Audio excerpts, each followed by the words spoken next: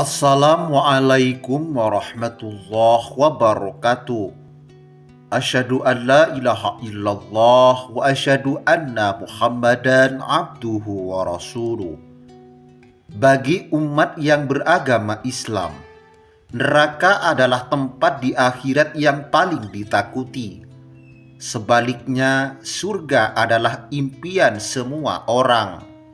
Hanya saja, manusia kerap kali melupakan kewajiban. Dalam Islam, nyaris segala sesuatu sudah disyariatkan, namun kerap dilalaikan. Meskipun azab dan pedihnya neraka telah dikabarkan melalui Al-Quran, ternyata masih banyak saja yang nantinya akan masuk neraka. Disadari atau tidak, banyak umat yang merintis jalan menuju neraka dengan melakukan hal-hal yang sebagaimana dijelaskan dalam surah Al-Muddatsir ayat 42-47. Di dalam surah tersebut, penghuni surga akan berdialog dengan penghuni neraka.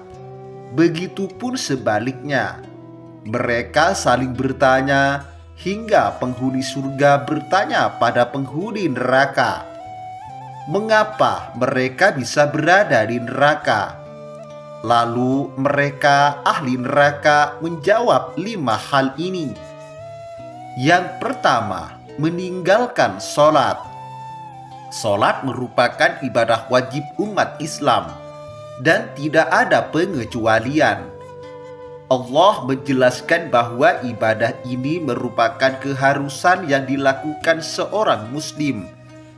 Jika tidak mampu berdiri, maka orang tersebut bisa mengerjakannya dengan duduk. Jika tidak mampu dengan duduk, orang boleh mengerjakannya dengan berbaring. Namun apa yang terjadi saat ini? Dengan mudahnya mereka meninggalkan sholat wajib tanpa merasa berdosa. Padahal dosa meninggalkan sholat 1000 kali lebih besar dibanding perbuatan zina.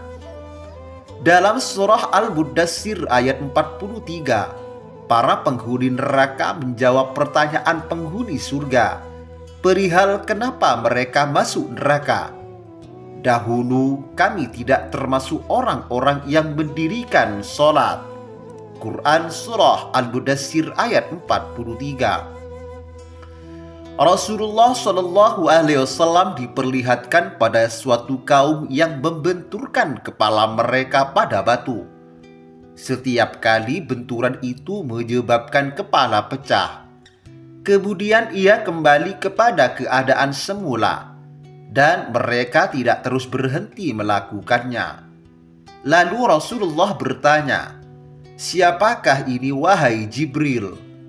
Jibril menjawab, "Mereka ini orang yang berat kepalanya untuk menunaikan sholat fardu." Hadis riwayat Tabrani. Yang kedua, mendustakan hari pembalasan. Orang yang mendustakan hari pembalasan akan berpikir bahwa dunia adalah selamanya. Padahal ini merupakan rukun iman yang wajib dipercayai. Karena tanpa percaya adanya hari pembalasan, seorang muslim tidak akan pernah utuh imannya. Mereka lupa untuk mengumpulkan bekal akhiratnya, hingga akhirnya dijebloskan ke dalam neraka. Dalam surah Al-Muddatsir ayat 46 menyebutkan, sebab dijerumuskannya mereka ke neraka adalah mendustakan hari pembalasan. Na'udzubillah. Yang ketiga, tidak pernah bertobat. Alasan jarang bertobat karena manusia berpikir bahwa dosanya masih sedikit, sehingga enggan bertaubat kepada Allah hingga ajal menjelang. Padahal setiap hari manusia tidak luput dari dosa besar maupun kecil. Namun kebanyakan orang, kalimat istighfar susah sekali keluar dari lisannya. Inilah yang membuat mereka terjerumus ke neraka. Karena setelah meninggal, maka waktu tidak bisa diulang. Maka dari itu, mumpung masih ada sisa umur, gunakanlah waktu untuk selalu bertaubat kepada Allah Subhanahu wa Ta'ala, karena tidak ada yang tahu kapan tiba-tiba malaikat Israel datang menjemput. Yang keempat, enggan memberi makan orang miskin. Jalan yang tidak sepi peminat adalah tidak memberi makan orang miskin.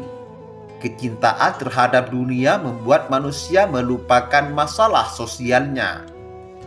Kesibukannya hanya mencakup dirinya sendiri, sehingga tidak memikirkan orang lain.